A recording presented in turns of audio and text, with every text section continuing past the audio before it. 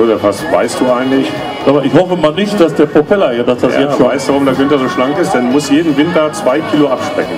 Damit er da selber mal drin sitzen kann. Oder Nein, damit der Propeller an dem Allerwertesten vorbeigeht beim Ansaugen. was? Also, ach so, der saugt nur an. Ich dachte, der bleibt da stehen, wenn er läuft. Nein, der saugt an.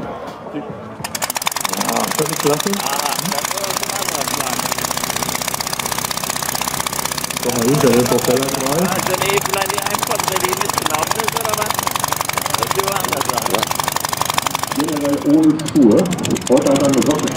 Ja, die Socken. Arbeiten auch beim Helden. So, und jetzt schaut mal, wie schnell das Heckrad oben ist.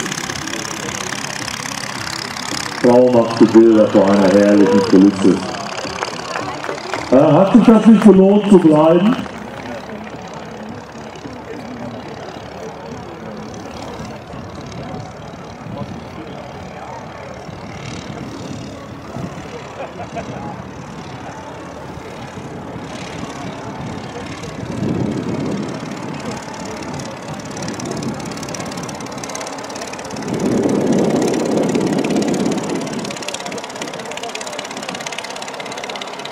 Das sind dann höchstens 30, 40 Stundenkilometer, oder?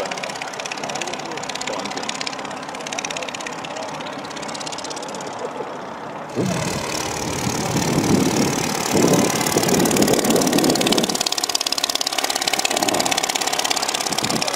Und Günther sitzt da drin. Günther Schiedmeier, Original, verkleinert.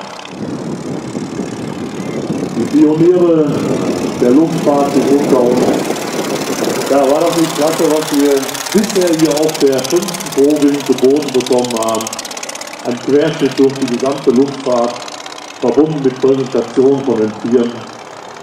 Wunderschön gemacht hier mit dem Abschluss. Ah, herrlich, herrlich.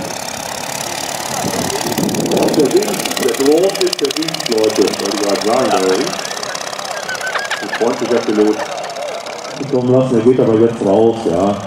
Weil eine zu enge Kurve bei der Blériot würde dazu führen, einen enormen Höhenverlust.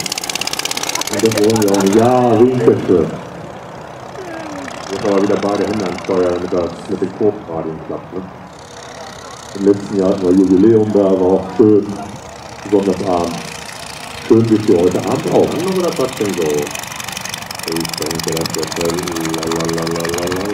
Nochmal durchschlagen, oder nicht? super! Ja, danke schön, Helmut Müller. Ja, danke auch ans Publikum, was so lange ausgeharrt hat.